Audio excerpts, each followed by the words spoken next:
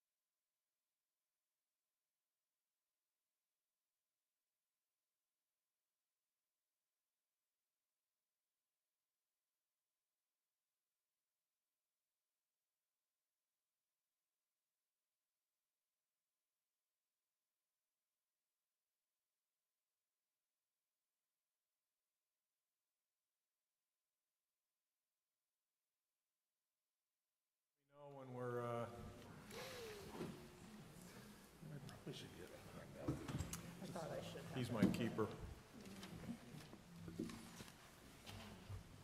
Good, thank you, Jeff. So thanks to everybody for showing up tonight at 6:30. We got another one of these tomorrow at 3 o'clock, so I'm going to get through this, and then hopefully my voice will still be intact. But appreciate you coming to this public hearing, or meeting, if you will.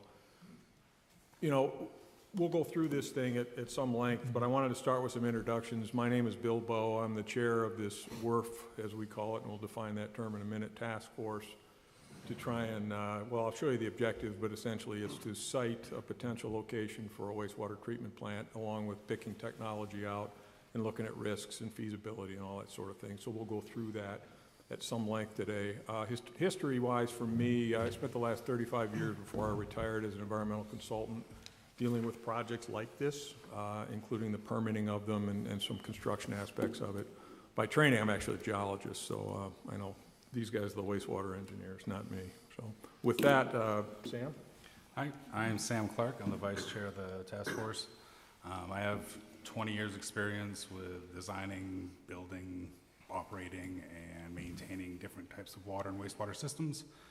15 years specifically with membrane technology in various capacities, and otherwise just a citizen inside of the town. I'm Doug Cole. I've lived in Rockport since 1985. Been on a variety of committees around town and various task force, and I was selected simply as sort of a man on the street to sort of take the pulse of things and make sure the engineers didn't get out of control. Too out of control, right? Never. Speaking of engineers, Bob? Yeah. Good afternoon. My name is Bob Colmar. I'm a resident. I'm considered the town's inpatient engineer. Been a civil engineer for 48 years, was involved in wastewater many years ago, and was asked to participate in this, learn something about the technology, and hopefully be a contributor to the town. Thank you. So these are the 4 volunteers on the task force, and the one expert that we actually have is this fellow here, Brent Bridges from Woodard Curran. So Brent? I would say working on the committee, with the committee, there's lots of experts over there. Don't let them kid you. But Brent Bridges from Woodard and Curran. We're an environmental engineering firm in Maine, based in Maine. My experience over the last 35 years has been siting and developing and funding and constructing and running wastewater facilities throughout the state of Maine. And so we've been working with the town of Rockport we've been working as a firm for the town of Rockport for a number of years, doing a variety of projects. Thank you, Brent. And I'm not going to make John and Denise, unless they would like to. Feel free, John. For those who don't know me, my name is John Duke. I'm the town manager. And I'm Denise Munger, chair of the Rockport Select Board. Perfect. So the cartoon up here is a little bit, indicative of the way wastewater treatment plants have changed over the years. You know, we all grew up near wastewater treatment plants on rivers or wherever that we would drive within, a mile of them, and everybody knew directionally where the thing was. You could smell it. We're not talking about that kind of thing these days. It's totally different. So you're going to see some technologies that are cutting edge and unique, and that's the kind of thing that we've been able to bring to the table with Brent's support. So it'll be an interesting one. One of the things that we're going to go through is a lot of terms tonight. And, some of you may be very familiar with this stuff, but rather than, make you try and remember, I thought I'd go through a couple of these things. The first thing is the WRRF, the WRRF. It's called a Water Resource and Recovery Facility. And interestingly enough, back in, I think it was coined in about 2013, or at least solidified in 2013, because everybody stopped wanting to use wastewater treatment plants. So it's really nothing more than that, okay? It's just called a WRRF. Preliminary Engineering Report, the PER. That's one of the things that we asked Brent's firm to pull together. We're going to talk a lot about that today. It's a preliminary engineering report that helps us understand and define where we would like to put this facility, as well as the technology to be deployed. GPD, we throw that out all the time. It's just gallons per day, and we'll talk a lot about that because that has to do with how much water is being treated on an average basis. Capacity is another word we throw around, which is how much can the plant treat. That's an important consideration when it comes to where we need to move forward within the town of Rockport. The collection system, as opposed to the plant, the collection system is all the pipes, the plumbing, the valves, the pumps, the generator hookups when the power goes out. So that collection system is a very important piece of this as well. And the outfall is where you end up discharging the water. So it's one thing to collect the water in a plant, treat it, then you have to get rid of it, and you have to pump it somewhere. And in our case, it's going to be into Penobscot Bay, a very standard way of doing it. But we'll talk a lot about outfalls because those are important as well, so you hear about that. So generally speaking, why are we even here tonight? Okay, there's a number of reasons. The first reason is high cost. I think we have all recognized that our wastewater treatment bills are higher than we would like. We're renters on treatment systems that are owned by other people. So our wastewater charges in general are about 40% higher than they would be if we owned our own system, okay? And that's roughly equivalent to about $400 a year, and potentially down the road, up to $1,000 more than we would be paying if we had our own system. So we'll talk about those numbers, and that's per household kind of numbers. Camden's asked us to leave. They made an exit demand in March of 2022. I think your slides maybe say 2023, or the copy you have. 22, they said, we want you out by March of 2026. Now those dates are ultimately movable, but that's about 65% of our flow. And Camden's asked us in writing to exit. They've also told us that we have capacity limits. They're not going to give us any more capacity than we're currently giving them. We currently give them about 65,000 gallons a day. That's about 60% or so of the flow, 65% of the total flow. Total flow is around 90,000, 89,000, depending on the day. Some of it also goes to Rockland.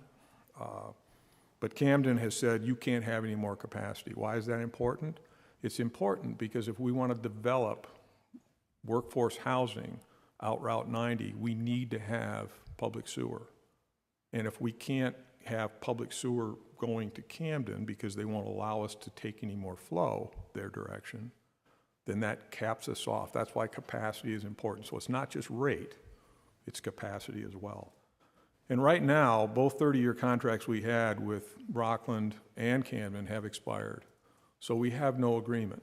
And that is sort of an open-ended financial liability. We are renters on their system, in Camden in particular, so they can charge us and we have to pay it. We do not have a contract.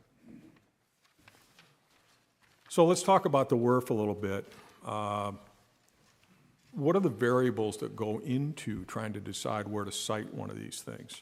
Well, it's obviously location. We asked them to evaluate, asked Woodard and Curran to evaluate 4 locations: Kramer, Public Works, Penn Bay, and Glen Cove Park.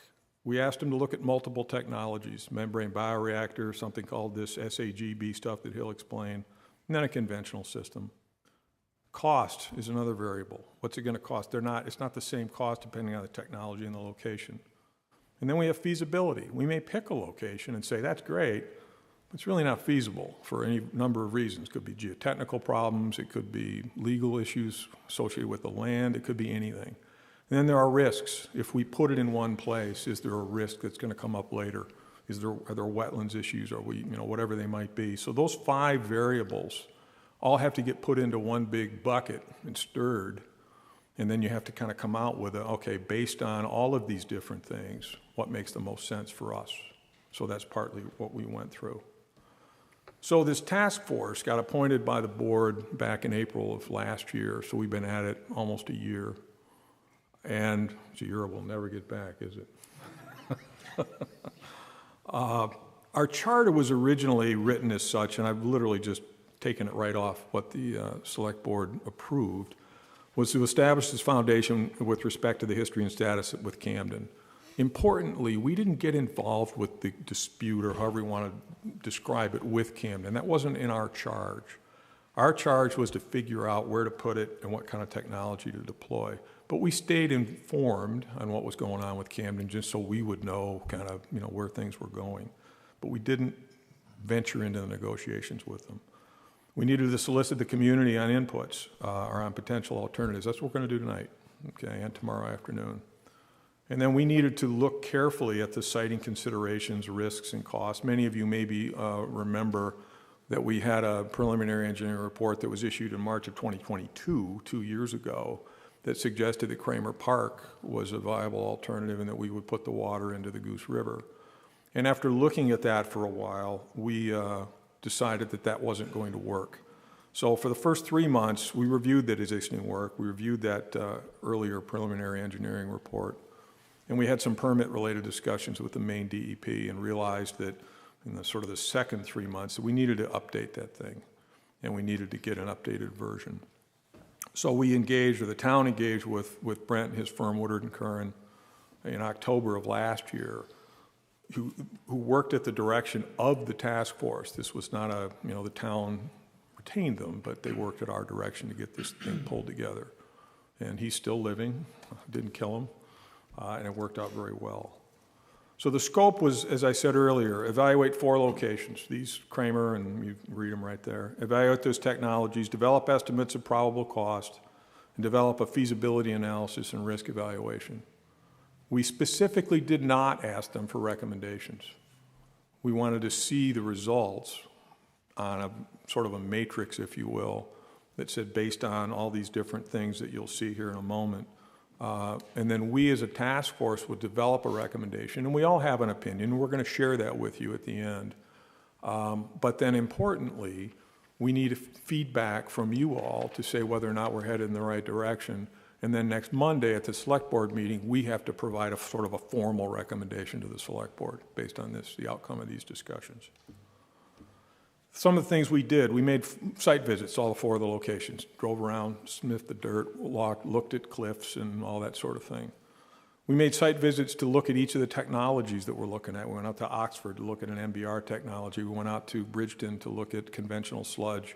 We went up to Lincolnville to look at this SAGB technology. Many of you may or may not know where the Lincolnville system is, but it's actually located, if you're going down into town and you take that hard right to go to the lobster pound, it's in that little wedge. That's where their wastewater treatment system is. If you didn't know that's what it was, you wouldn't know what it is. It's that unobtrusive. So with that, that's sort of the things that we went through to get to where we are. And I'm going to ask Brent now to describe sort of the outcome of the PER, then we'll talk a little bit about economics and then get into the recommendations piece. Can I stand up with this? Yeah, I think you can, but I think you have to make that green. And Will you click for me? I can do that. You want to point? I might want to point. Okay. There's no way I can have that screen in the back of me. Can you hear me? Can you hear me now? Yep, keep going. Can you hear me now? One more time? Yep. That good? So, thank you. And I don't many times get up with this kind of audience to talk about wastewater, so I'm very psyched about that. Let's see if I can keep your heads up and not dozing off. But because it is a fascinating thing. Wastewater is a fascinating thing. Geologists don't sometimes think it, but us engineers think it's a fascinating thing. So I'll go through a few things. I will try not to do engineering speak through the whole thing. Bill defined all the terms. But what I do want to walk through is some of the process that we used in developing the PER. So what you're seeing here is, if my pointer will work at all, can you see the little red? So this is basically a tax map of town. And what you see is all these color codes. What this basically is showing all of the lots that are connected up to the sewer system that are colored. And then everything on this side goes to Camden. Everything on this side goes to Rockland. And this just shows how pump stations go to pump stations go to pump stations, and eventually it pumps to Camden or it pumps to Rockland, and it gets treated in those 2 places. So that shows what you've got to work with as far as your existing infrastructure. Secondly, there are 3 parts of this, as Bill said. Number 1 is picking a location for a new WRRF site. Secondly is what technology might you want to put on that site. And the third thing is, because you're not pumping to Rockland and pumping to Camden, what piping changes need to go in place in order to get it to this new site? And so with this particular site alternatives, we talked about Kramer Park, talked about Public Works, talked about Penn Bay Medical, talked about Glen Cove, and again, 3 that are owned by the town, and 1 that has a very interested party that would be willing to entertain us putting a treatment plant there. And so those are available sites.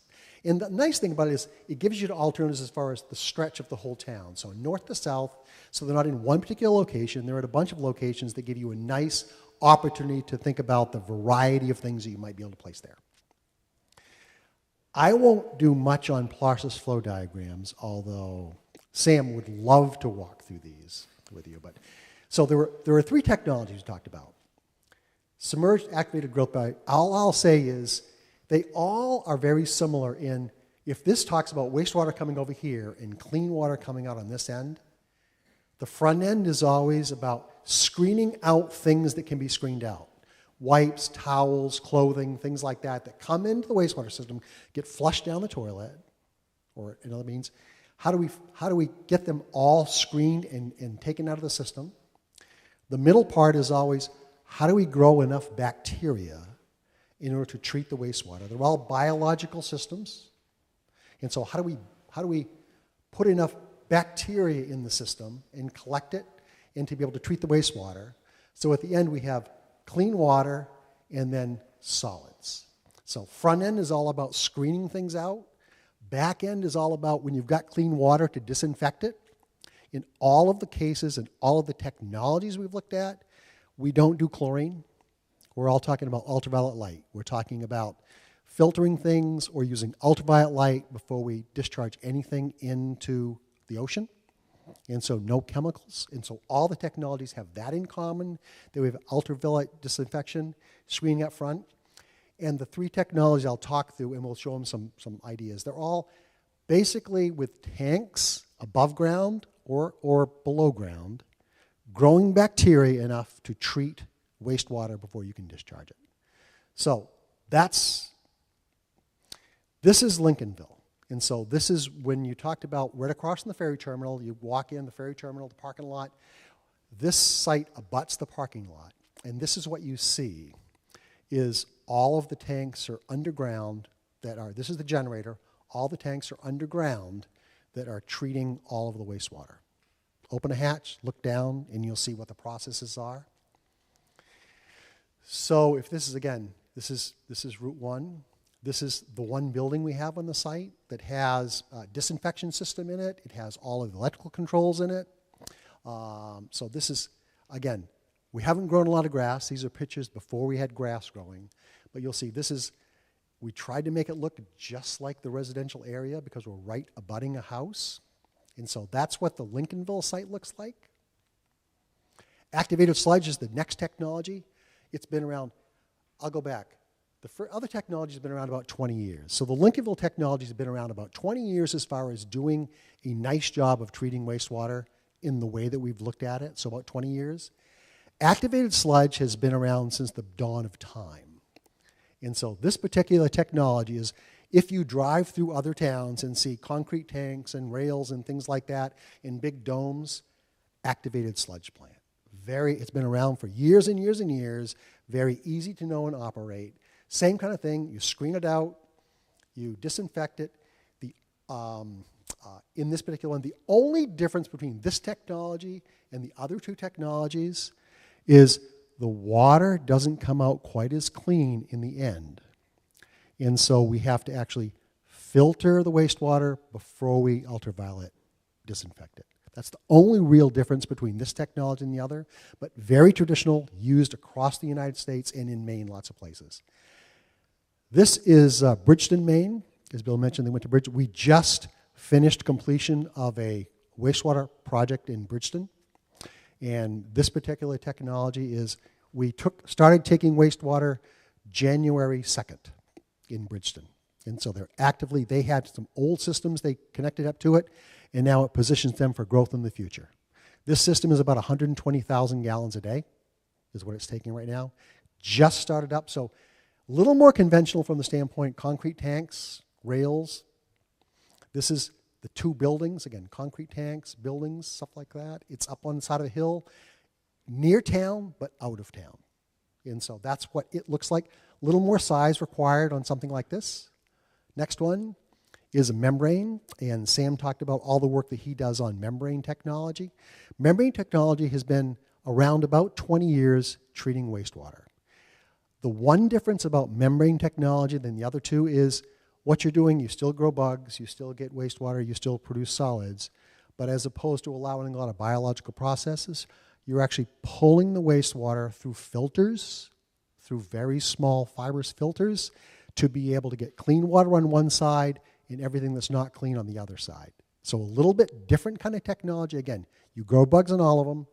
The nice thing about this technology is also that it comes out so clean, all you have to do is hit it with ultraviolet light and discharge it. This is the Oxford plant. Oxford's been online for 5 years now, and it is a 150,000 gallon a day plant that can be scaled up to 250,000 gallon a day plant. This is the inside, so the tanks are underground. This is all enclosed, all the piping that's up. You can see this is a construction picture. They're still doing some of the work. This is right downtown. This is Route 26. This is on the way to Mechanic Falls. This is the building. Everything is enclosed in one building. We wanted to make it look like a barn. And so everything's there. Under one roof, everything's done in Oxford. And like I said, this has been online for 5 or 6 years. And those are my pictures. So what we're currently generating in Rockport is about 89,000 gallons per day. So Lincolnville treats about 25,000 gallons per day, so it's smaller. And you mentioned Bridgeton and Oxford are in the 150 to 200,000 gallons per day. So they're more in line, those two facilities, with the size of the amount of flow that we have. So just as a point of clarification. Thank you, Bill. Go quickly through all. So what we've done, looking down aerial photograph. This is, I just did a couple of examples just to see how we're looking at that. So this is the public works site. So it's a long, skinny site, existing public works buildings here and here as you come in. If you were to put the Lincolnville site project on the site, all those tan buildings would be what you would use up for space in order to put the Lincolnville project on the public works site. If you were to put the Bridgeton project on the public works site, it would look a little bit more like this. A little bit more space required for activated sludge, more tanks, more space. And then an MBR site, a little more compact, not as many separate. So it's on the same site. You can just see what it might look like as far as where it might be as far as location and siting. Again, Penn Bay, just another example. This is Penn Bay site. Currently right now, well, you'll see down, if my pointer will work, right down here is their current wastewater facility that is that works and treats Penn Bay's waste. We would replace that with a new facility. This would be the Lincolnville plant on that site. This would be the Bridgeton project on this site. Thank you, Jeff. So we went through this exercise so that we could figure out, can we fit all this stuff on each of these footprints that we looked at? So Brent's team, we wouldn't want to show you all 12 of them because that would, be excessive. But the point being, these aren't just the ones we're recommending. These are just examples of making sure that we could fit these technologies on these footprints that we had available to us.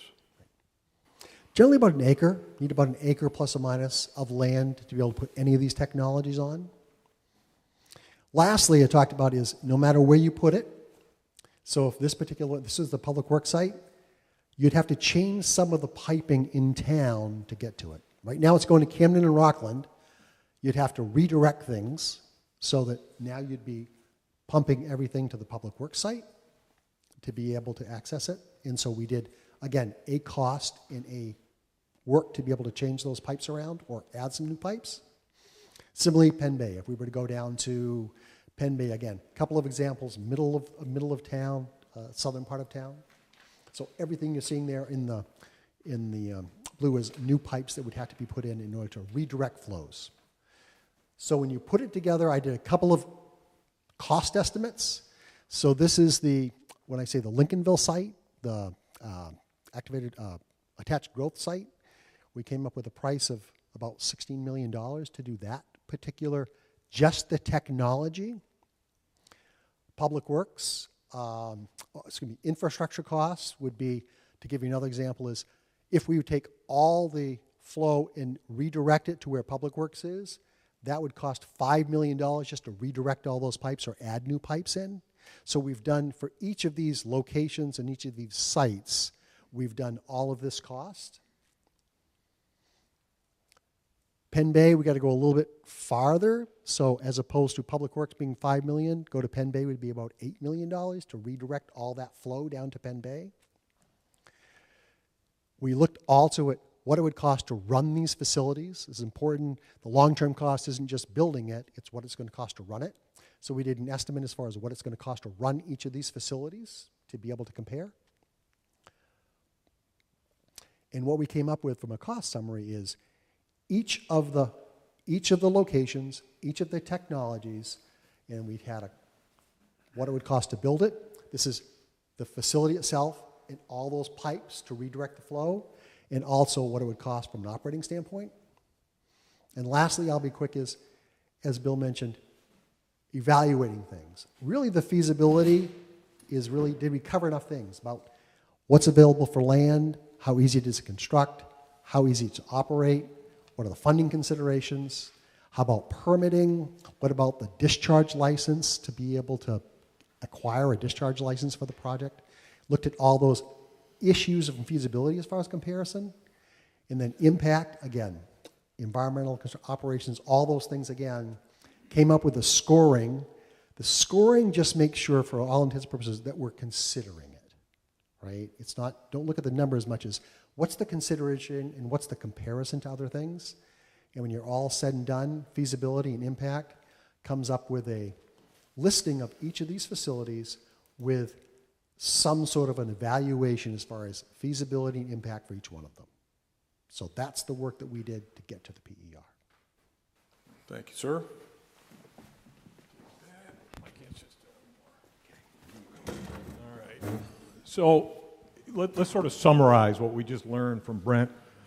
If you look at this, the WRRF construction, the top one is the pointer. We expect it to take about 4 to 6 years to get squared away, to get built, including the design and the permitting and all the other sort of issues associated with that.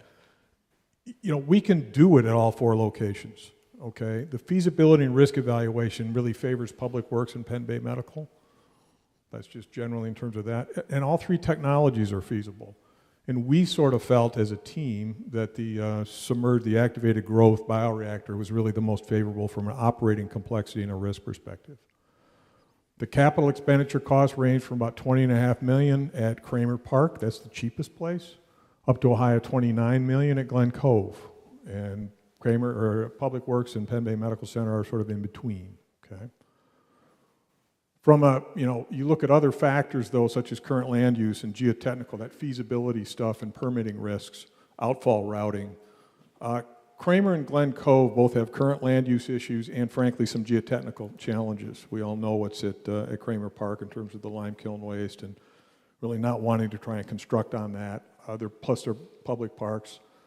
Public Works, we have an issue with the lack of an outfall right-of-way. I mean, we've got the Public Works facility right there on the west side of Route 1, but for the outfall, how do you get to the ocean? We've got private property across from Route 1 that theoretically we could get a right-of-way on and be able to push through to the ocean. From a construction perspective, it's all bedrock and there's kind of a cliff at the end. So the outfall routing out of Public Works is somewhat problematic, whereas at Penn Bay Medical, they used to have a treatment system. They have kind of a pre-treatment system that still operates, but there's an outfall pipe that leads from that location over to the shoreline already. It's in place, it's already there. We'd have to extend it further into the ocean in order to get permitted, but from a logistics and a legal and a constructability perspective, it's already there. So that's a big advantage for us. So that's sort of a technology summary. But what does this mean to the economics? How does the economics flow? So we're going to start to dive into that a little bit. This is just a repeat of the previous slide that Brennan shown as far as the cost ranges. So from a financial analysis perspective, we looked at multiple scenarios. We made various, very conservative assumptions about TIF revenue, and we made no assumption about getting grants. I think that the consensus is we can probably get somewhere in the $3 to $5 million range on the grants to get some cost relief on those numbers that we looked at. But from a financial analysis perspective that we're going to talk about tonight, we didn't assume anything in there, okay? So we modeled a number of different scenarios. There's a lot of words up here, and I added them all, so if somebody wants to read this later, they can get more familiar with it. But the first scenario is we get a new contract with Camden and Rockland with, predicted user rates and frankly capacity increases as it relates to the potentially Route 90 expansion. The potential WRRF costs that were, we have two pieces to this, and I'm having trouble with the pointer as well. We have two pieces to this. There are costs of the WRRF, and then there are revenue that come from it, okay? So you have to look at both of those. From a WRRF cost perspective, if we build it, there's essentially a couple of different scenarios. The first one is we just build a single facility to handle the existing flow. We're currently pumping about 89,000 gallons a day, so the first scenario is just replace that. That's it. No new stuff. The second one is we build the WRRF and we do the Route 90 expansion from the high school out to Route 17 along Route 90. The WRRF only, again, we looked at is 22 million up to 29. If we include Route 90 extension, that's about another 9 million. Okay, so that just adds to it. And the operating costs on the modeling side, they were all within $10,000 to $400,000 a year, so we just used that as a flat number. So that's the cost side. On the revenue side, we have, again, multiple different cases. The first one is we just have a base case flow of 89,000 gallons a day. That's the revenue we get, okay? No Route 90 expansion. The expected case, if we go, and these were just names so I could differentiate them. Expected case is that same base case, 89,000, plus we get a Route 90 extension out to Route 17, which brings us probably about 35,000 gallons per day from existing people along Route 90. We're not talking about any new homes. We're just talking about the existing users, plus about 10,000 gallons a day from main water. Main water actually generates wastewater, and currently they turn it into rain in the summer by just sprinkling, and they generate snow in the winter. It's all pursuant to a permit that they have out there at Mirror Lake. But that generates about 10,000 gallons a day, and that would be a revenue stream for us. They've already got a line that goes to the connection to the intersection of 90 and 17 that they could just purpose for that. They connect our sewer and they become a user. The potential case and the best case has to do with additional residential development out Route 90. Now, I know we've all talked about this, and so from a modeling perspective, we assumed under a potential case that we would get 150 additional homes within a 10-year period. And a best case is we would get additional 300 homes out Route 90. I know that's been talked about forever, but we had to come up with a modeling to say, what would this look like? Okay. So what does it look like? So this is a graph. It's only 2 of the 5 cases. But this is the average annual total cost per household. In other words, what do we each pay every year to get rid of our wastewater? And the 2 cases that we're looking at, we have, for each case, we've got year 1 and year 10. But the first case is, on the left side, you just get a new contract with Rockland and Camden. So right now, we're paying around $1,300 a year for disposal on average for wastewater. After 10 years, that's going to be coming up along $2,000 a year for each household. That's somewhere, $1,850 or $1,900 a year. So that's what we expect to occur under a new contract with Camden and Rockland. The next one is we just build the WRRF. Now there's 2 components to this total cost. The first one is in green. Those are the user rates. That's what we pay per 100 cubic feet of water that we flush down the toilet. That's calculated from our water bill, so they meter our water supply, and then they decide, okay, well, that's how much you brought into the house, so unless you've got a meter on your hose going out, they just bill you, that's the charge. And so that user fee, or user rate, if you will, is in green. That's how much we pay per 100 cubic feet of water that we get rid of. The gray is the debt service. So we have existing debt service because we've done capital improvements on our own distribution system, and that's the gray. Now, you can see that if you go from sticking with Camden and Rockland, or building our WRRF, there's a difference. The totals about 10 years out are a little different. If we build our own WRRF and we don't go out Route 90, the total is a little over $2,000 a year versus at 10 years, versus about $1,900 a year if we stick with Camden. Now, these are modeled rates, but generally speaking, and what you can see is the user rate goes down a lot, but we just spent $24 million building a WRRF somewhere, so our debt service goes up, and that's not unexpected. So currently, again, user rates are going to go down, but debt service is going to go up. And this is only building a WRRF to handle the 89,000 gallons a day we're doing right now, nothing new. So what happens if we go out Route 90? You can see that in the three cases, we'll start with the one in the middle first. Going out Route 90 means that we extend the line past the high school and then past all the businesses and homes out to Route 17. Historically, Brent would tell you that if you are within a 10-year period, about 90% of the people end up hooking up, that they become then users. From the modeling perspective for economics, we said about 70%. But you can see that if we go out Route 90, it brings in a whole bunch of new users to pay both user fees, which drop a little bit from the WRRF only here. We bring in Route 90, the user fees drop even further, because if you think about it, the fees total is not going to change. We're still paying for the same amount of chemicals and the same people. We've just got more users. So the rate per household, again, this is per household, this isn't totals, goes down. And then if we get additional workforce housing out, either 50% workforce housing, which was the 150 homes, or we get, the best case, 100% of the new workforce housing of 300, you can see that the totals continue to drop off, okay? And that should be expected. And in the end, if you say take the best case, the total cost per household per year is about $1,000 versus sticking with Camden, which is hovering upwards of $2,000. So that's a big opportunity for us as a town, okay? So that's the economics. Again, you got to remember the total is the user rate plus the debt service. So what does that mean? What's sort of the summary? Again, these are a lot of words.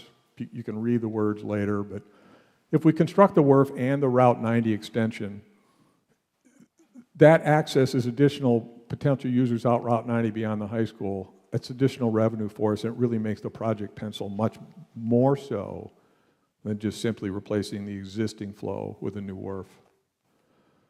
And, you know, if we can do this additional workforce housing out Route 90, that's a barrier right now that we don't have public sewer, we can't do it.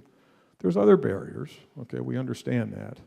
But this is one critical barrier that we need to get rid of. And it's, you know, having more users and more taxpayers is a long-term tax strategy for the town itself. I mean, I pay, you know, property taxes along with the rest of you here. The more folks we have in town, the more relief we're going to get from that over the longer term. Is it immediate? No, but it's a direction I think that we could head, and this is what the result would be. Our lack of cost and capacity control has led to higher sewer rates. I mentioned earlier, we're about 40% higher than our neighbors. And I met a lot of folks yesterday at the library coming through that said they had previously lived in Camden, and when they moved to Rockport, they realized how much their rates had gone up. And anybody that's been paying sewage rates in Rockport knows they're high and getting higher. So that lack of control, it's a competitive disadvantage for us. The last thing is more of a longer term thing that I wanted to put in here because I wear a second hat in town on the Conservation Commission, and I do a lot of water sampling in the town, both in the harbor, the lakes, as well as the rivers. And most of you are aware that we have some issues in town, for instance, Goodies Beach and other areas with bacteria. In 2013, we received a notice of violation from the US EPA. It was a letter that basically said, you got too much bacteria going into your harbor, you need to do something about it. It's not an enforcement thing, it's just a, hey, we've noticed, and here's a formal letter that we're going to give you. Now, in my previous career, you know, in environmental consulting, those notices of violations are the first shot, and the second shot is a consent order that you get from one of these agencies. It says, now here's all the stuff you have to do. And we do not want one of those. Camden has one. They don't like it, and I don't blame them. So over the longer term, reducing our septic use through expanding the public sewer will have a benefit to the harbor. It reduces the loading. Some of the water that comes down the Goose River, not just bacteria, but it has detectable levels of pharmaceutical products and personal care products in it, derivatives of nicotine and blood pressure medication and caffeine and that sort of thing. And that's not from the dogs and the seagulls, okay?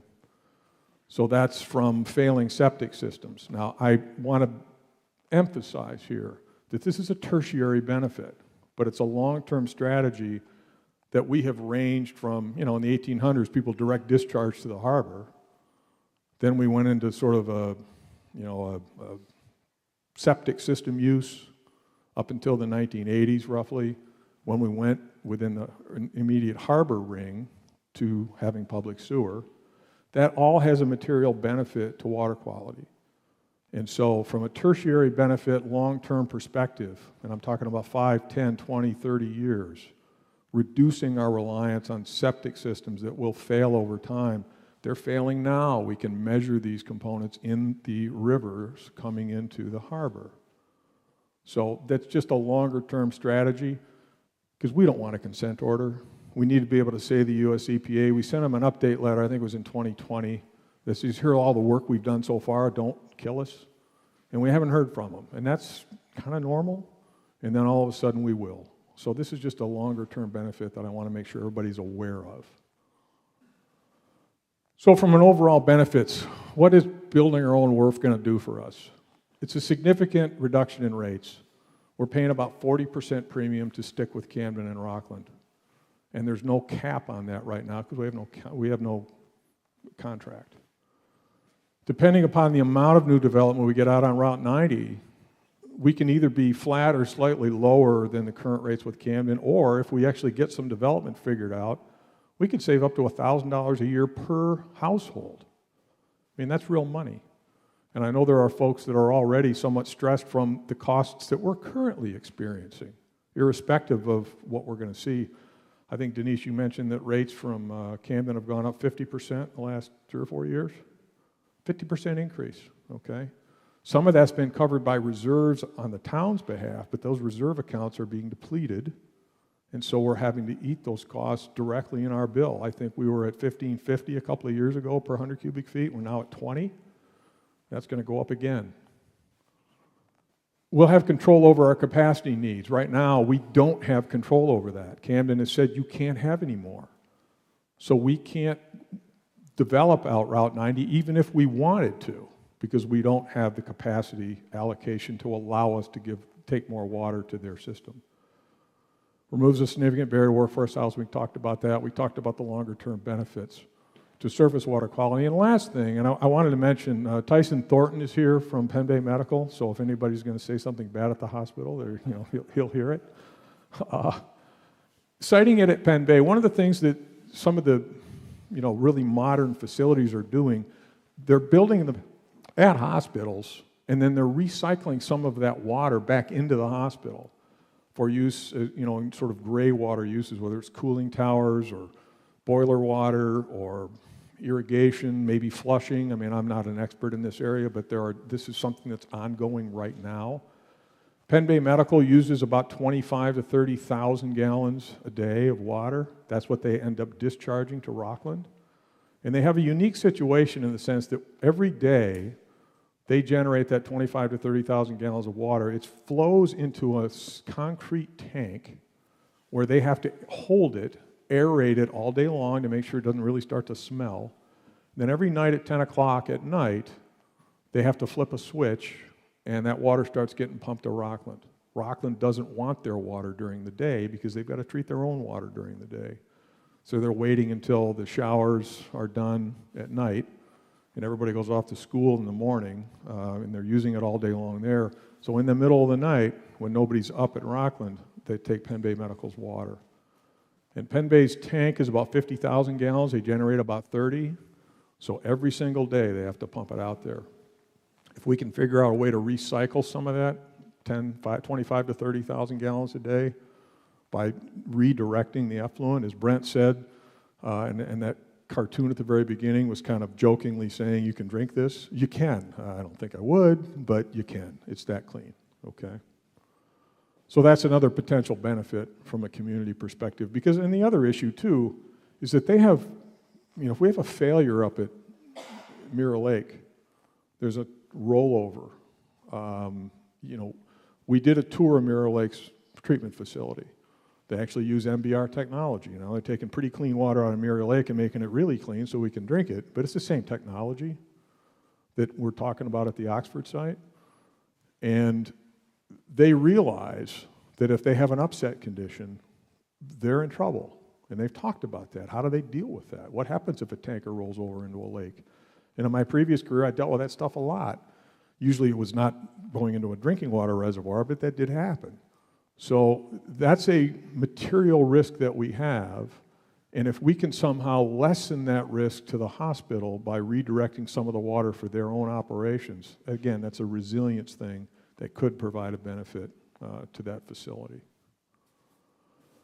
So what did we all think at the end of this? And we discussed whether to tell you this first and then ask for questions, or whether to ask for questions and then tell you what we really thought. So we thought, I will tell you first. So we as a group have decided that the Penn Bay Medical Center facility is our highest choice for siting the new facility. And the Lincolnville technology is the right technology to put there, okay? The cost and risk advantages include using that existing outfall line. That is gold, having that line in place. We have the legal right to use it, and it's already installed. And it hasn't collapsed. Surprisingly enough, they've cambered it a little bit. The hospital has. Public Works is our second choice, using the same technology. The advantages include it's a shorter routing for the wastewater distribution lines. Brent showed you that there are really kind of two components to this. First component is you build a technology somewhere, and that footprint costs the same at each place, but it costs a different amount at each place to get it ready to accept the water. And in the case of Penn Bay Medical, we have to push the water a little bit further, so it's a little bit more expensive.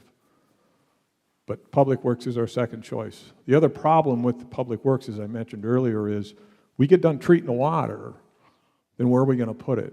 We're going to go straight across Route 1 through some private property of which we really currently don't have any access rights, and then deal with getting that outfall, that flow line over the cliff and into the water. And then the Route 90 extension should be completed. It improves the economics of the property, of the project, as well as providing those other economic and environmental benefits that I mentioned earlier. So that's sort of distilled down. Could have been the only slide we showed tonight. You're probably all hoping that I have done that. Penn Bay Medical and do Route 90 is sort of our, overriding conclusions and recommendations. Next steps is that we need to give our final recommendation to the town after we're done today and tomorrow and getting feedback. There's a select board meeting, again, that's next Monday, and that'll be the public summary. And then in April, they're going to meet to consider whether or not to put this on the June ballot, should we go forward with this. So that's sort of the next steps that we're going through over the next few days. So with that, the floor is yours. I would ask that if you're going to ask a question, please come up to the mic because we're streaming right now. And so if you wouldn't mind, come up front here and have at it. So it's all yours, Des. Come on up.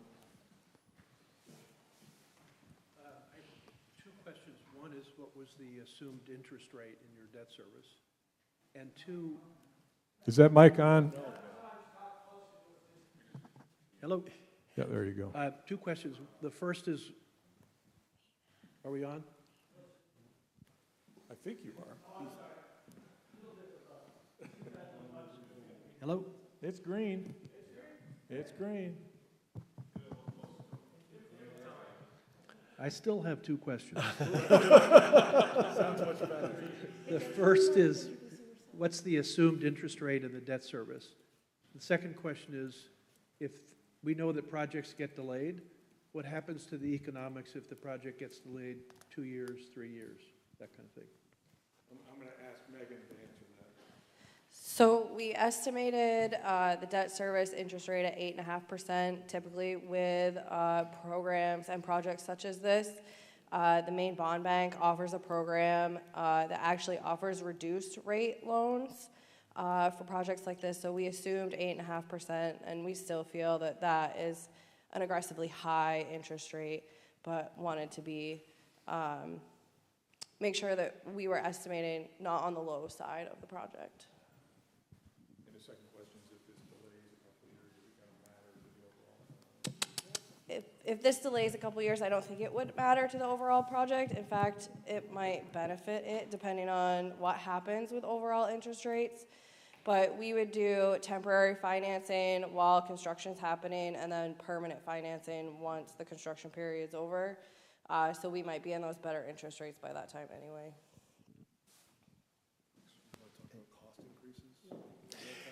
Yeah, and the closing, when we did all our estimating, we estimated the project wouldn't start until 2026.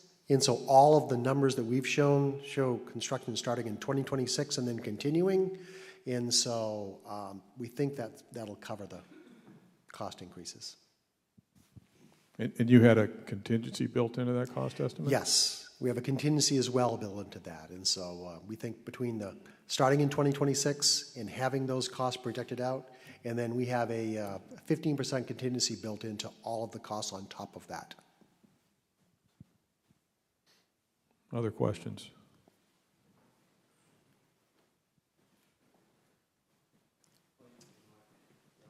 Sure.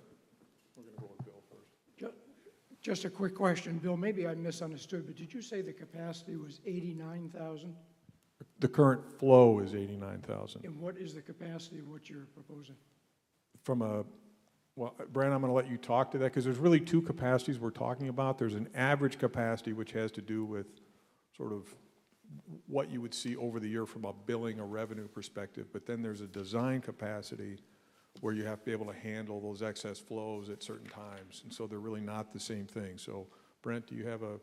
Are you asking that question or the slide that Bill had that showed base flow, expected people tying in, the 89, the 139, the 179, and the 225? I'm not an engineer, but I'm just trying to do the total capacity. If you want to ramp it up because we have more people using the system, what is the total? Yes. Is 89,000. Is current. What would be the design capacity if we wanted to handle 224,000 gallons a day? 250,000 would be a design capacity. And is that the cost that you're proposing here Yes. for the system? Okay. Yes. The other question I had is how far out does the pipe go into the harbor at Penn Bay? At Penn Bay, we have to get into at least 15 feet of water over mean low tide. That's this. We met with the state to understand that. So there are other considerations like eelgrass beds and other sorts of things that we have to be concerned with, but we have to get into at least 15 feet of water. And that's one of the challenges off of Penn Bay because it's quite flat. Yeah. But that cost was built in. Well, excuse me, I was thinking about Camden's problems with their water into the harbor. I just wonder how much further out we would be, which would preclude the problems which Camden's having now with their water. You know, it depends on, when there's a lot of different things that go into that. The first thing is the permitted limits. What are you permitted to put out there, okay? The second thing is with the technology that you're employing, they have a conventional activated sludge system that I don't know how efficient it is. We would be using this SAGB technology with UV, so the discharge that we would have is very clean water, if you will. So if Camden's having an issue meeting their discharge permit, that's a different thing than how far out you are. Or philosophically, you may not want your water in your harbor. That's different from whether or not you actually have a compliance problem. I understand. I think, Bill, you may be asking a little different question. And again, this is as the layperson on the committee. My understanding is that Camden's problem arises after rainstorms and stuff, where they have rainwater that infiltrates into their system, which shouldn't be there. The rainwater shouldn't go into your sewage, but it does because there are old pipes, cracks here and there. And that water flows in and it overloads the Bayview Street pump station. The pump station simply cannot handle that volume, and so then what happens is the safety valve opens up or something, and you actually get raw sewage that flows into Camden Harbor, and that's where their issue is, my understanding is. He's an engineer. Yeah, right. He did a good job. I'm thinking more about compliance than just the thing. So does that answer the, okay. So it made a lot of sense when you discussed the recycling of water for Penn Bay Medical Center. And I wonder if that's a consideration for neighborhoods, households, and such, particularly in an extension out Route 90. If you're doing that, why can't that a similar process be incorporated so you wouldn't have to treat as much? I'm assuming the treatment is different for black versus gray, and it's not as... No, the treatment is just taking the, as you call black water, in other words, the raw sewage. And then after it's treated, the effluent is then usable. Now, it's convenient at the hospital because of the facilities at the hospital. Recycling it is a short route. If we wanted to bring it back up into town, we'd have to have another line installed in order to bring that clean water elsewhere. So there's cost to that because the treatment facility is in a fixed location, right?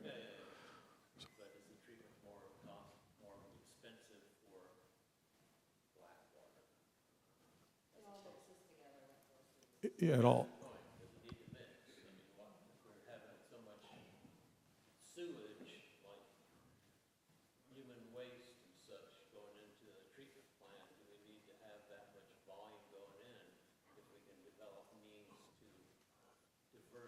At our individual households.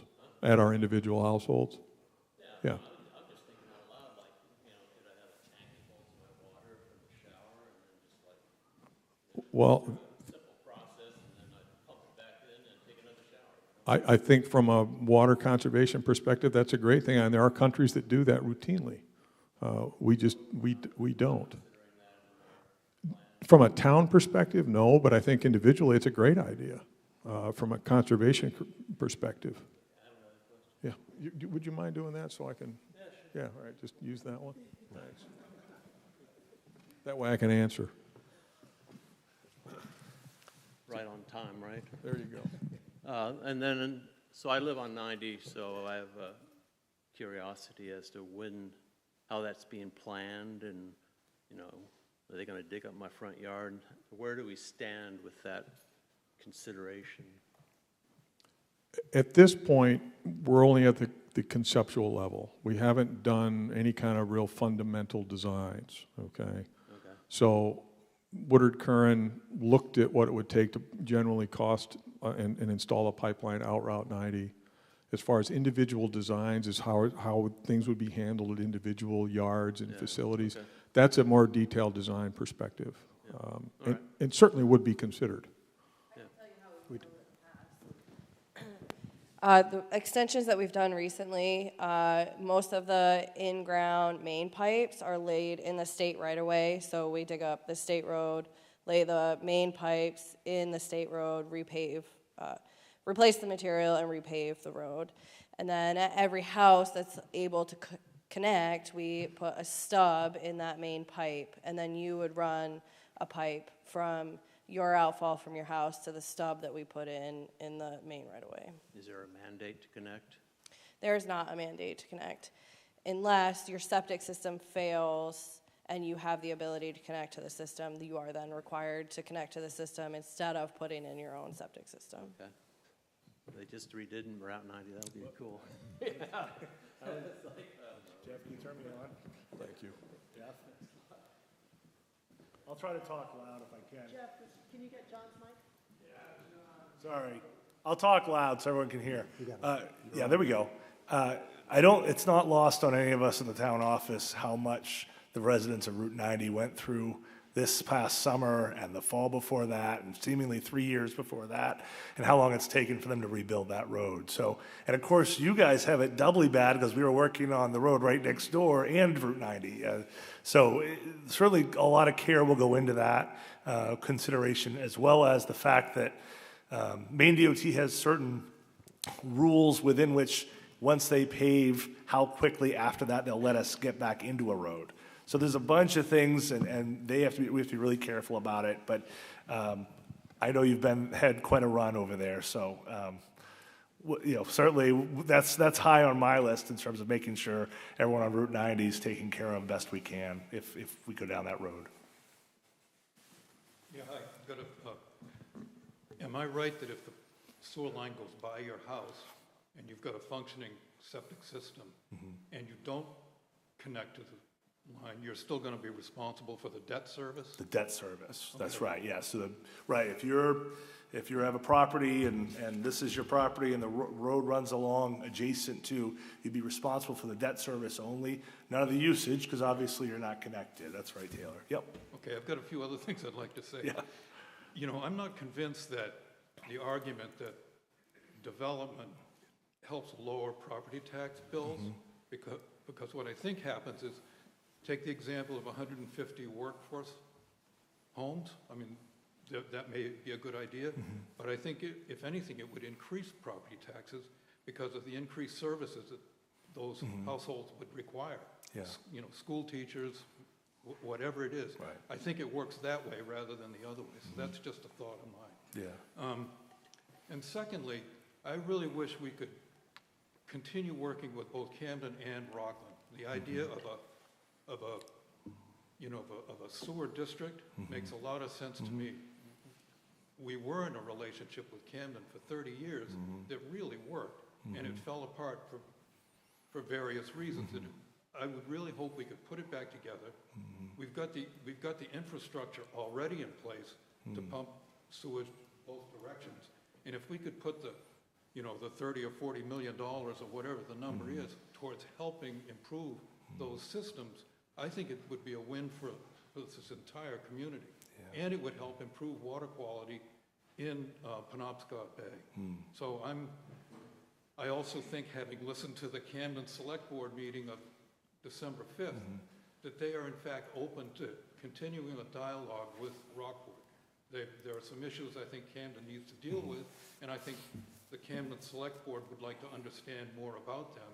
Yeah. But presuming that happened, I suspect there's room for dialogue. Yeah. And I know there's a group of people that would be glad to help both boards really understand that from, cost and technology and whatever other issues that are there. So I'm encouraging all of us to try to work together. Thanks.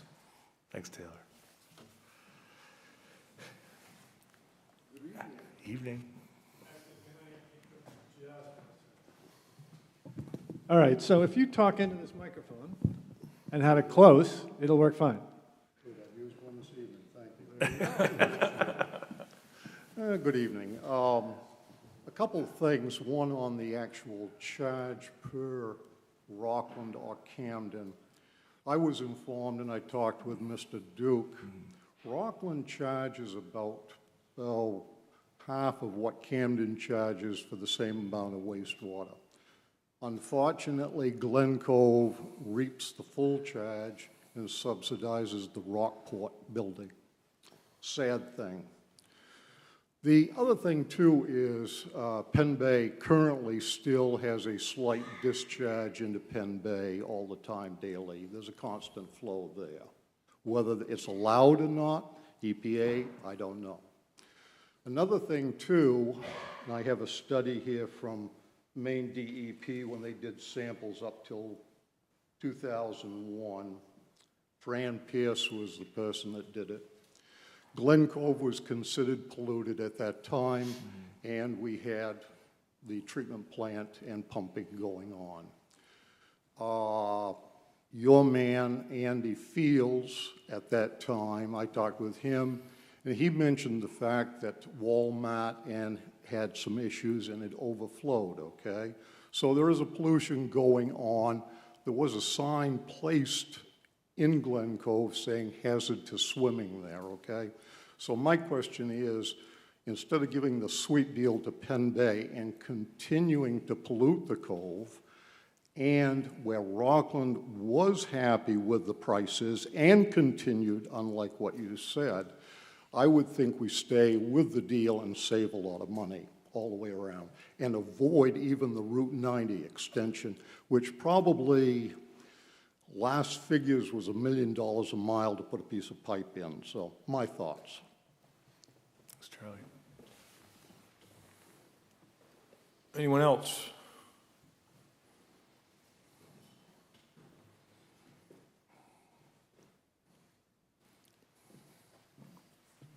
First, thanks to everybody who's working on this. I know this is a huge challenge. I also live on Glen Cove. I live right next to Charlie. Everything he said, I echo. We already have a lot of issues in that cove. It's a shame. I moved there. We've been living there for 3 years now. I can still smell on certain days the pumping station when the wind is drifting the right way or the water is flowed down from Route 1. I personally had erosion on my property from the runoff from you know, the silt and all of that from the rainwater and the land side. But all of those things aside, when I look at the numbers, because I have a banking background, and it's hard for me to accept that operating costs don't increase with volume. And I heard that said several times tonight. What happens to the sludge? Where does it go? How does it get transported somewhere? What is the traffic that's going to be associated with the trucks? Warrenton Street today, you cannot sleep on that street because of the trucks that go down that road every day on this way back and forth to Samoset, et cetera. And I understand that. That's history way before I moved here. But just the mere thought, more traffic of trucks on Route 1 coming down the hill past Glen Cove Park, regardless of where the station ends up, is just, I just can't even fathom it. So the first question is the operating cost. I don't understand the answers to where does the sludge go? How does it get transported? What happens to it? So I thank you for your efforts. And you want to take that, Brent? Sure. On operating costs, there isn't one of these facilities that we think can be operated by less than 2 individuals for a variety of reasons. And so even if we have 90,000 gallons or 200,000 gallons, it'll be a 2-individual operation. And so those are kind of baked in because, so 2 individuals for all the facilities, no matter how much the flow. Currently in the state of Maine, because of the regulations regarding land spreading, most of the solids are being transported to a landfill or to Canada currently. So no solids are being land applied anymore. So all of the wastewater solids that are generated in the state of Maine are either going transported to a landfill or transported to Canada at this point in time. And the frequency of that transport is? At full production, if you were at 250,000 gallons a day, you would probably have a truck every couple of weeks hauling solids. Just to be clear, I know I'm not on. Just to be clear, that location wouldn't be going down Warrenton Street. I mean, I know you understand that, but just so everyone else in the room understands, Warrenton Street wouldn't be, that truck traffic could be moving through the Penn Bay Medical Center facility. So I know you guys understand that in Glen Cove, but just so everyone else in the room does. Yeah. No, we don't, because the road is not weight limit sign on it and trucks are going down it right now. Yeah. Well, we'll talk about that in a bit, sure, Charlie. Absolutely. Sorry. Good evening, and thank you for being here tonight. And thank you for this public moment to be able to speak. My name is Vicki. I am a resident of the village at Rockport, and I have had several conversations with the fact that there are 47 units in the village at Rockport, and we are... You go ahead. Yeah, you can just hold it. I'll take it off. There you go. We are not hooked up, and we are being charged for a sewer bill every 3 months.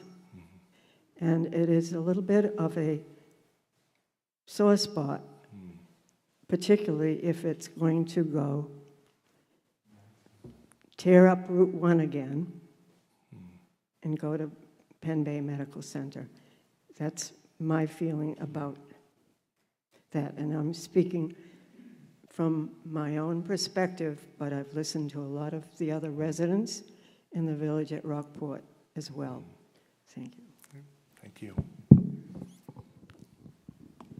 There we go.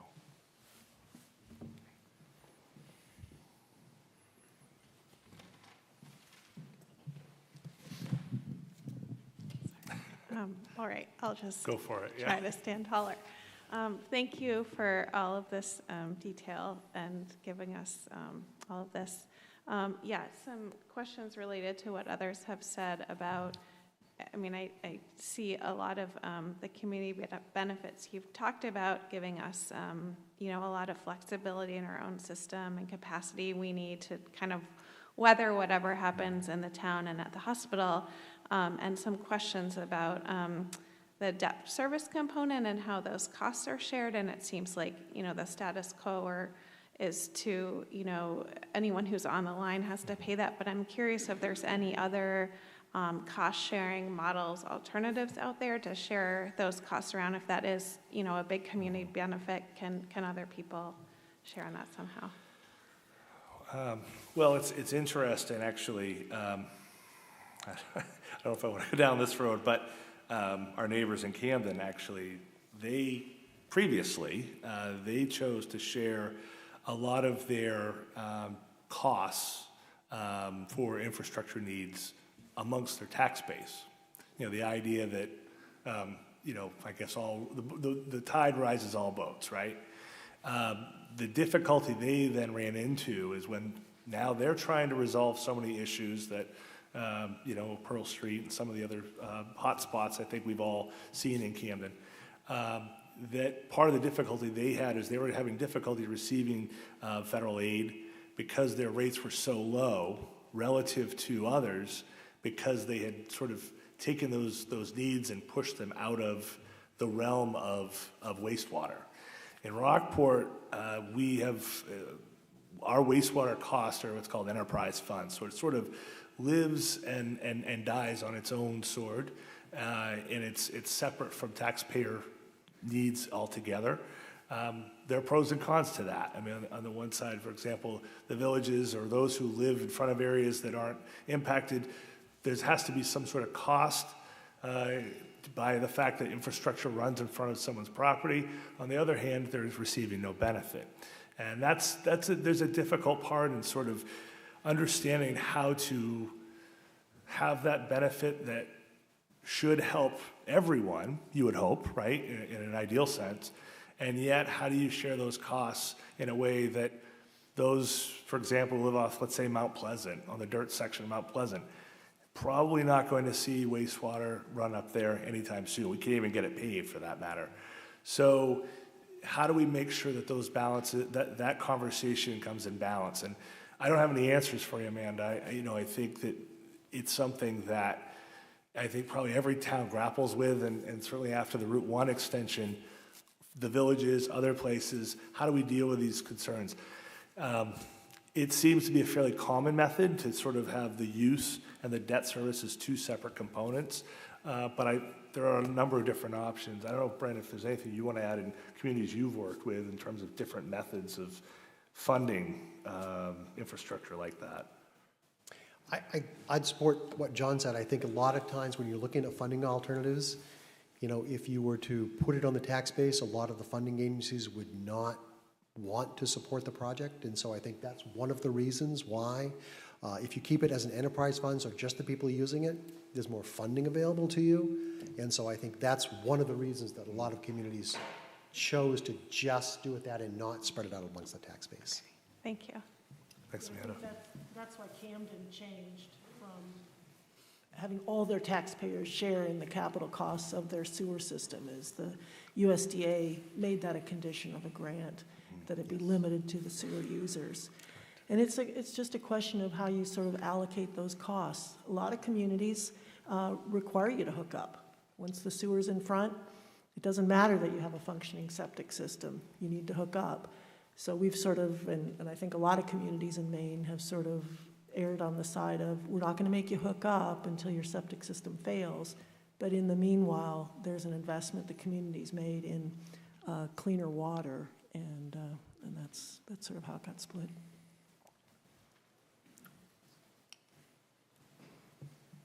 Good evening. My name is Bob Duke. I live at 3 Bayberry Lane. The first time I've read about this is yesterday when I picked up my paper when I voted. And then I read the Rockport resource, and I said, this is a meeting I want to go to. So I was a select board member back when the sewer was indoctrinated into Rockport. And it was the most painful thing we've ever been through in Rockport, for those of you that may have lived here. Working with Camden, working with Rockland was challenging. But this day has come. We're 30 years in. This was going to happen. So I'm really proud of the fact that Woodward and Kern is still involved with the town of Rockport to help us through this problem. I do think that what has been presented is very wise. I am very concerned about Glen Cove from the perspective of outflow, not from sewage, but from runoff from Walmart and whatnot. And I think that's something that the town needs to take into consideration. I want to talk about Route 90 because there was several comments made about we should not do Route 90 extension. So I am a business owner. I have a business on outer Route 90 and we're well served with our sewage at this point. But I think one thing that has been overlooked in your numbers is that even though we need workforce housing, and that is sort of where it needs to come from, I think the town is missing out that there is going to be a significant commercial development on Route 90 as well as Route 17 in the future, if in fact there is a Route 90 extension. And whether you want that or not, it does increase the tax base, and it's a tax base that we're going to need. And I read the Rockport resource. We have many financial needs, and we need tax base to help pay for that. And not every resident is going to want to pay that additional cost. So think about the commercial tax base as well as the need for workforce housing in the future. I think that's all I have to say. Thank you. Thank you. I want to just add, Jeff just keeps shutting off my mic. I'm feeling personally attacked now, Jeff. No, actually, he's wise. He had to serve with me on the board a long time ago. I just want to add one thing to the issue of commercial. And Orion would say this if he had a mic in front of him, but he doesn't, so he's happy. Ryan and his department have had conversations with at least two of our landowners who are currently operating businesses along that stretch of Route 90 who want to expand, who are eager to tie into wastewater. And I'm not talking about the infamous Richard Remsen development that we've all been talking about for 25 years. These are other business owners who are operating today and want to expand their businesses, and this is a limitation for them now. So does that mean that we should sign on and do that? And that's the reason? No. But I do want everyone to understand that there are conversations that are held, whether it's affordable housing. I've sat in on at least 3 meetings about potential affordable housing developments where I have to give the bad news, which is we would love to help you with your project. However, we don't have a long-term agreement for wastewater. Now, that doesn't necessarily mean this is the solution. It could be, there might be, who knows, any number of reasons down the line. But, at some point, this was said in a meeting, doing nothing is not an option for us in Rockport. And if there are solutions that to be had, we need them, and we need them in short order, because this is a conversation that has been going on for many, many years. And it's not just the people at this stage, it's people who've been in office and have left. I'm the third town manager to be talking about this. There are 10 select board members who've been involved in this conversation. It's been in meetings, out of meetings, shuttle diplomacy, private coffees. trying to find ways to resolve that part of the issue, but there's also the feasibility of whatever you do. And there's been a lot of hard work to get to this day.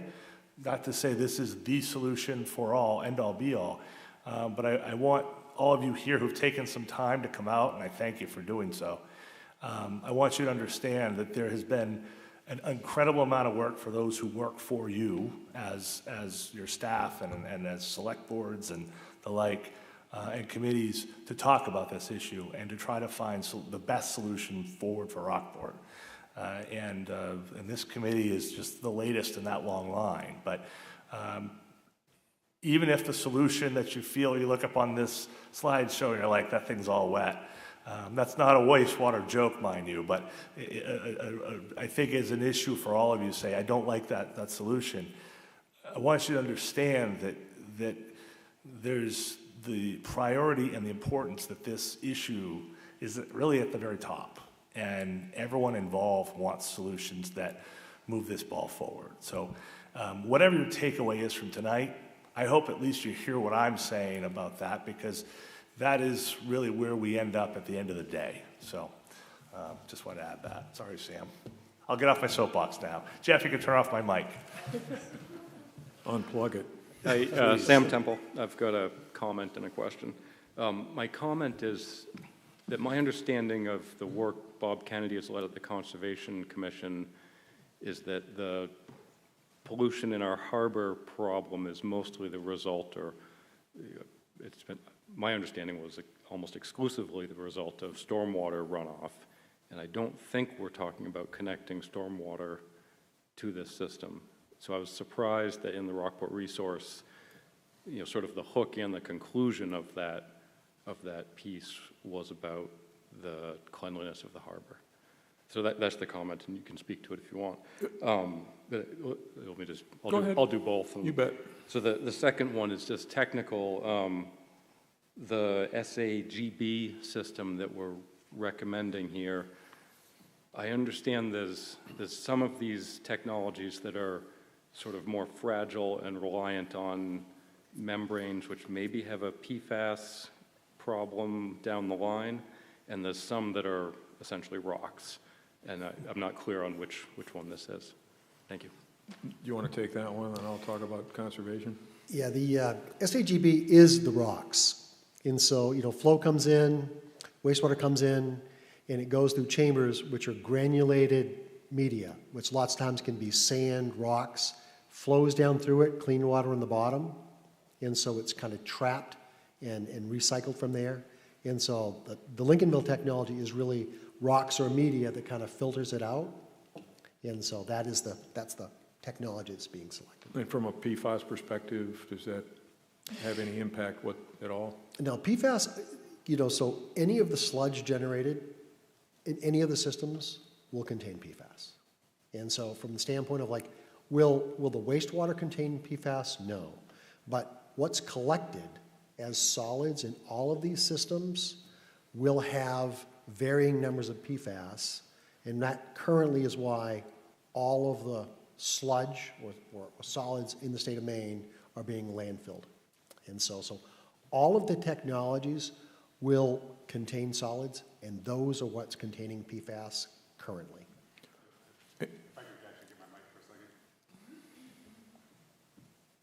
I think we're there now. All right. I think the other piece of that was the membranes themselves are made out of fluorine-impregnated thermoplastics, and so that is the process that will help generate PFAS. And when you get rid of those, you have to figure out where those go. With the SAGB, those rocks that we were talking about, the media that comes through is replaced every 5 years, I think, plus or minus. It depends on your flow. Yep. Membranes that need to be replaced inside of the membrane technology part, 10 to 15 years, depending on how it works. So every 5 years you have a pile of gravel, or every 15 years you have a big stack of thermoplastics that you have to toss. So definitely had an impact in how we chose the technology for our recommendation. The only thing I would add on the PFAS issue too is it also depends on whether you're talking about a single sewer source, in other words, just sanitary wastewater. In many municipalities around the country, it's combined sewer. It's both stormwater and sanitary wastewater. So when you have combined flows, and when you have the stormwater runoff, the PFAS issues that are on the generating that sludge once a month.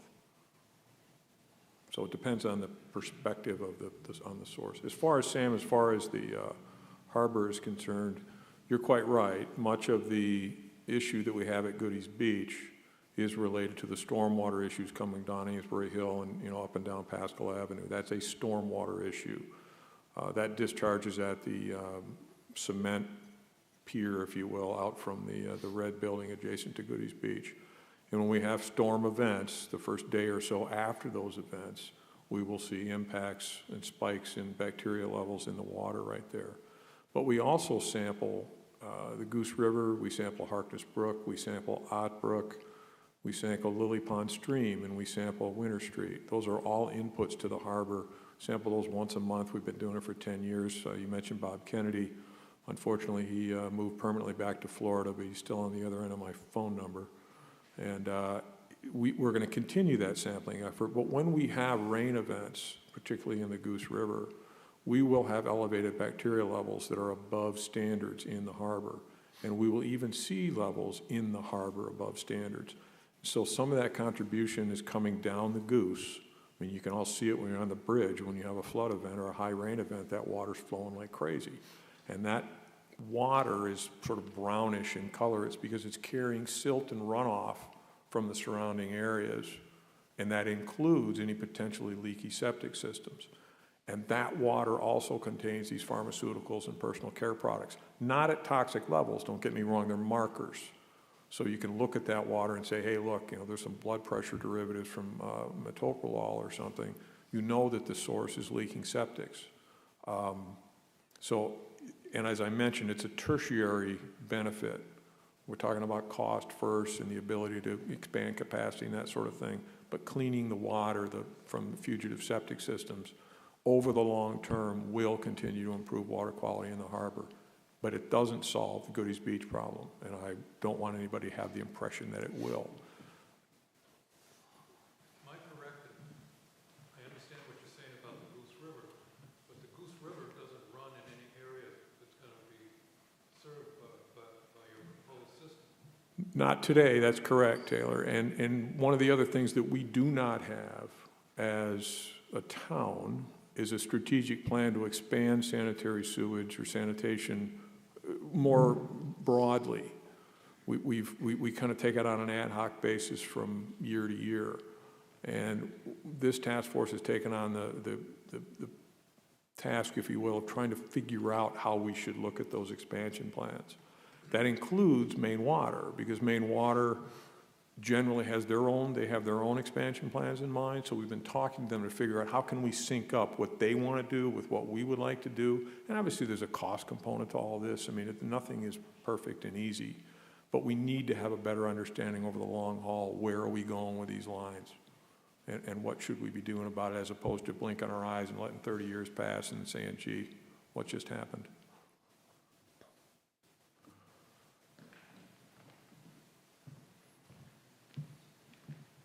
First of all, thank you to the entire panel for really a job really well done. Great presentation, really understandable. Thanks for your time and efforts. Another Glen Cove resident here, so I guess, ideally, option 0, work out a new deal with Rockland is by far my preference, but barring that, I guess I can get with the base case, but when we start talking about expansion out Route 90, to the extent that is or does seem to be for community-wide benefits, expanding the tax base, et cetera, I would think that cost should be more appropriately borne by the community as a whole, and not just on the backs of the users. So that's all I had to say. Thank you. And I should add that we've talked about this frequently over the last month. Can we come up with a way to do this? And the answer is not clear for some of the reasons that have already been stated. Sorry, Betsy, it's a little tall. You can take it off. No, that's okay. You can take it. I'm Betsy Elwin, and I'd like to echo the thanks to all of you, but also the idea that I'd like to have you think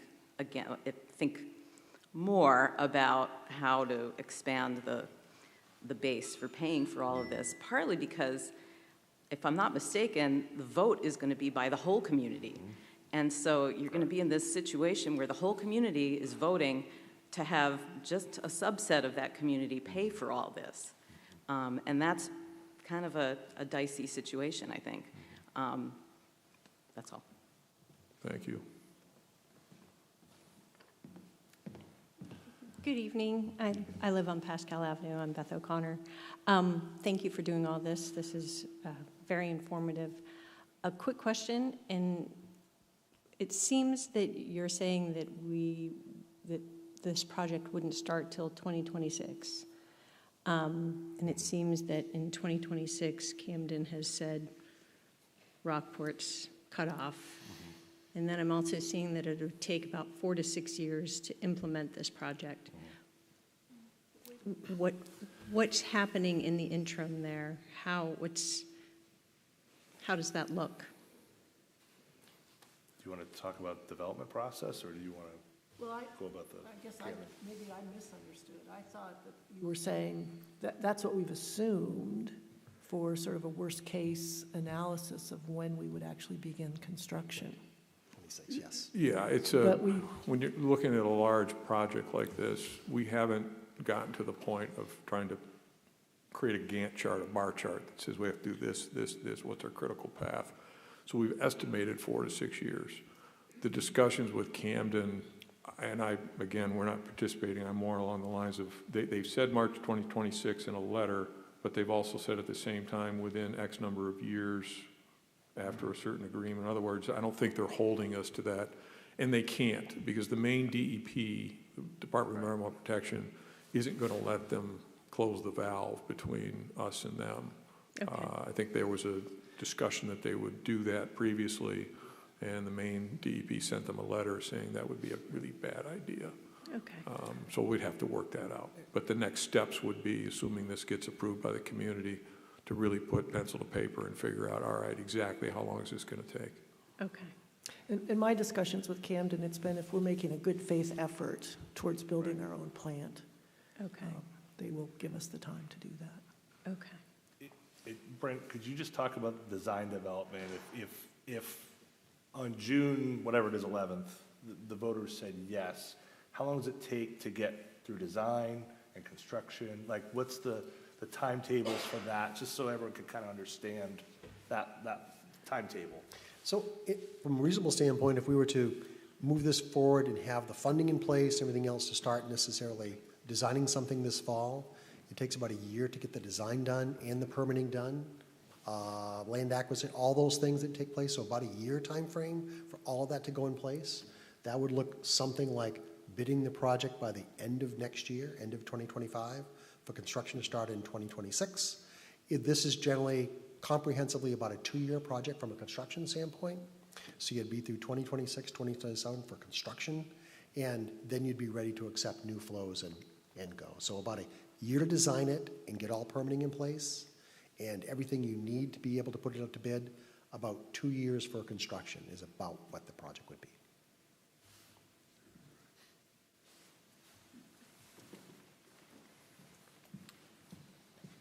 A couple questions. Just wondering if there was ever a consideration about working with either, well, it sounds like Rockland, on an alternative site that would combine our resources, benefit from some economies of scale, and build, because it seems like they've had some issues as well and are possibly going to need to upgrade too. And I just don't know if that was ever part of this discussion or.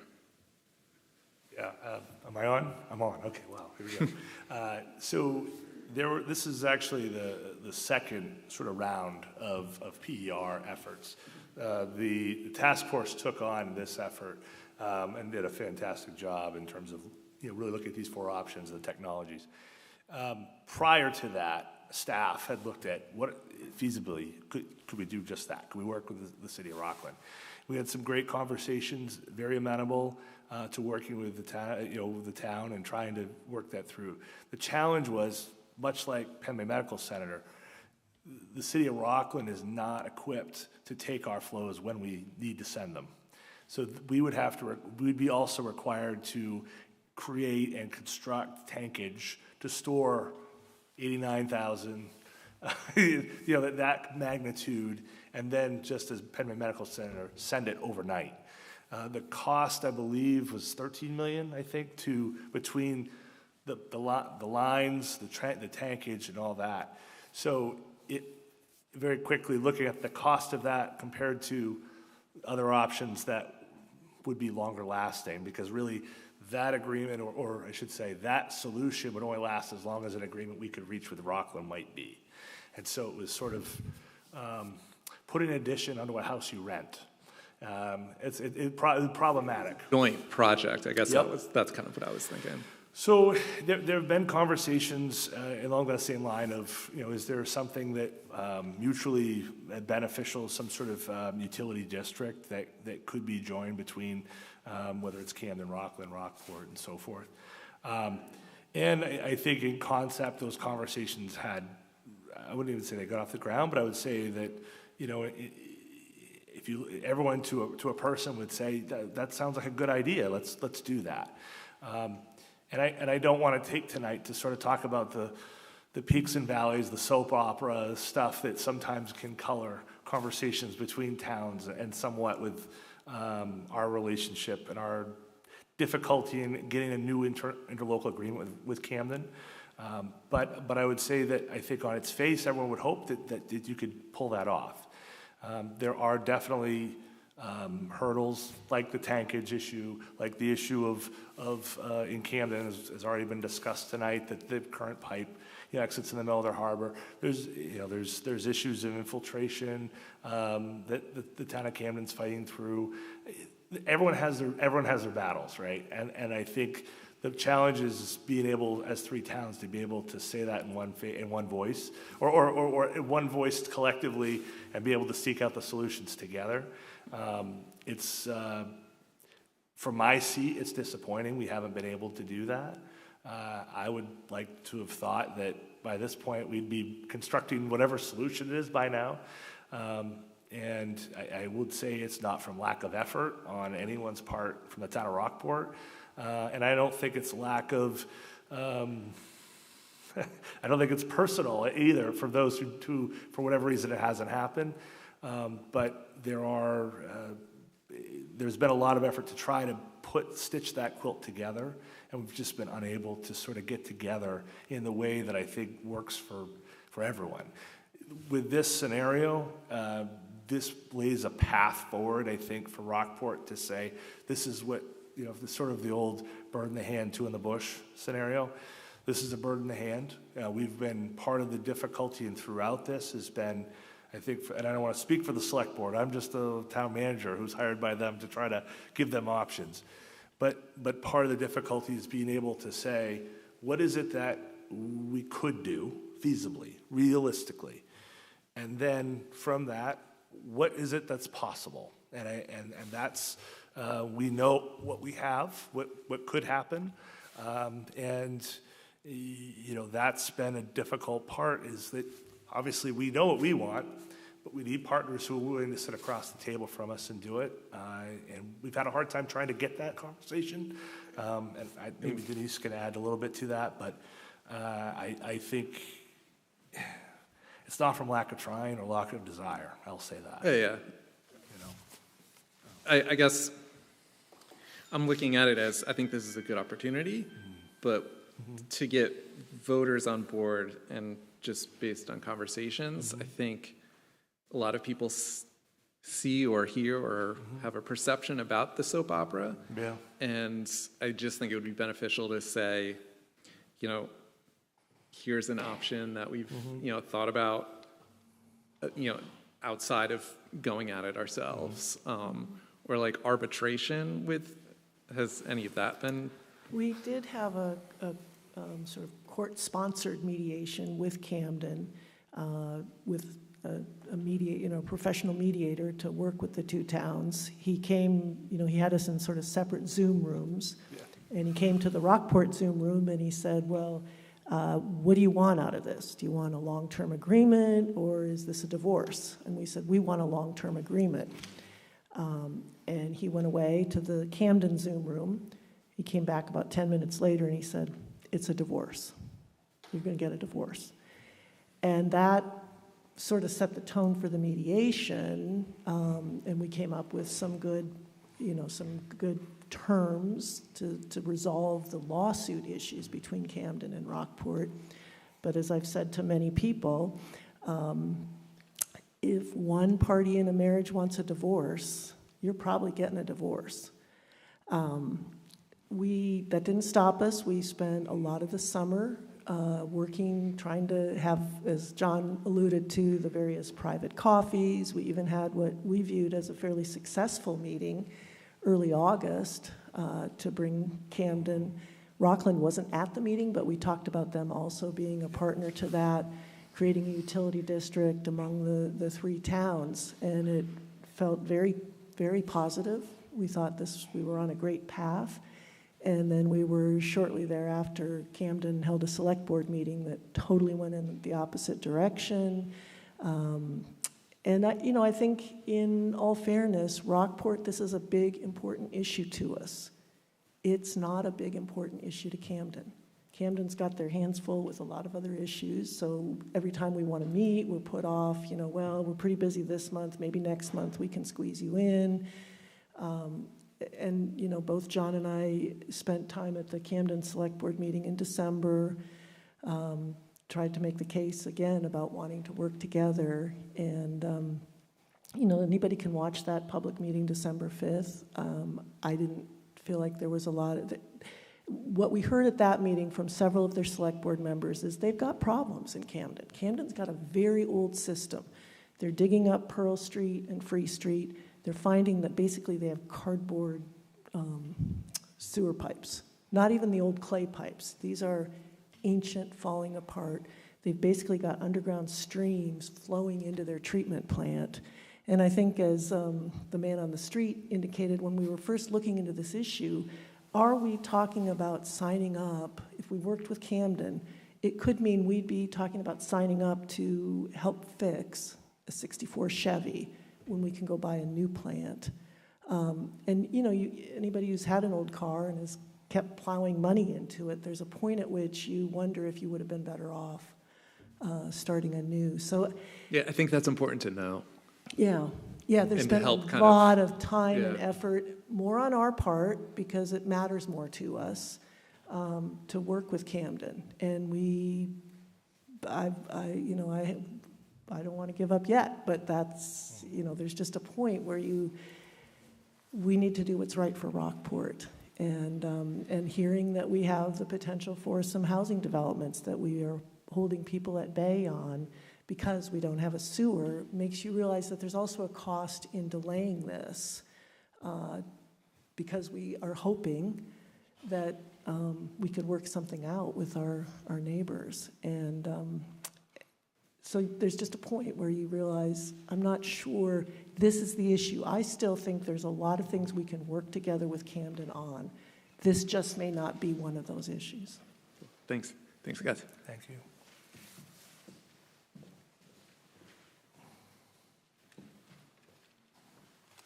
Is that it? Just, hi. Just one question on the Route 90 kind of expansion, the number about 150 homes or thereabouts. Is there, I understand scaling may or may not advantage the tax base here, but is there good data on any of that information? I just don't know where that number comes from. When I drive down Route 90, I see a lot of wetland. You're not into 3 digits when you're driving, right? Yeah. So I think the number that we come up with, 178 equivalent users, we were looking at that today. So equivalent user doesn't necessarily mean one per house. So for example, the MRC isn't one equivalent user. So their use would be much higher based upon either, I think it's square footage in that case, in the school, so there's in the same way,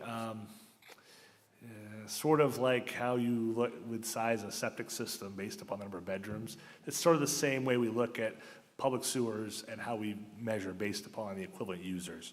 So that 178 equivalent users is not 178 homes. And so we have a list of sort of every home and how many equivalent users we estimate in terms of what that would account for. But obviously, a facility like MRC or even the Rockport Diner or, used to be Rockers, but, all these the businesses may have far more than one equivalent user. So it depends upon, it's property by property largely. Yeah. Okay. So it's just kind of a speculative number?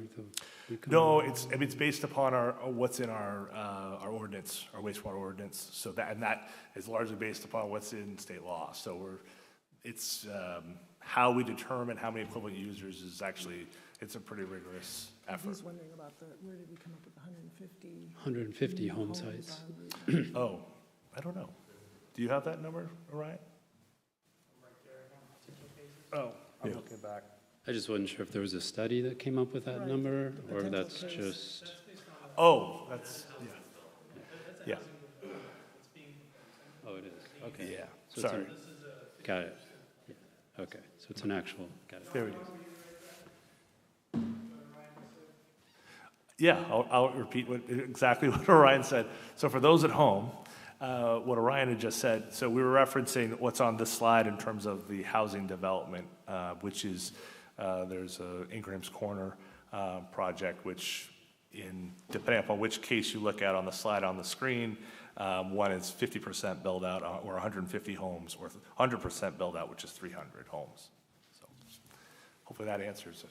Sorry. I want to just say something briefly in terms of this task force. I know you all, I've heard a lot of nice compliments for their work. This is the A-team.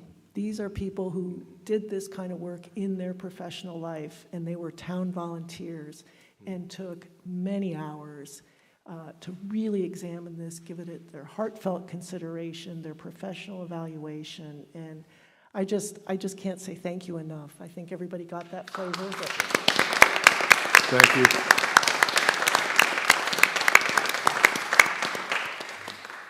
Well, thank you, Denise. Well, that's it. If anybody wants to do this again, it's tomorrow at 3. And next steps are the select board next week. So thank you very much for coming. Thanks, everybody. Thank you, everyone.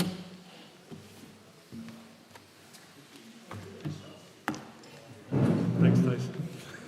Appreciate it. See you tomorrow. I know, I just can't get it. We're gonna change all the slides up. See yep, no one will know. Hey, thanks, you too. I can't hire you in the future.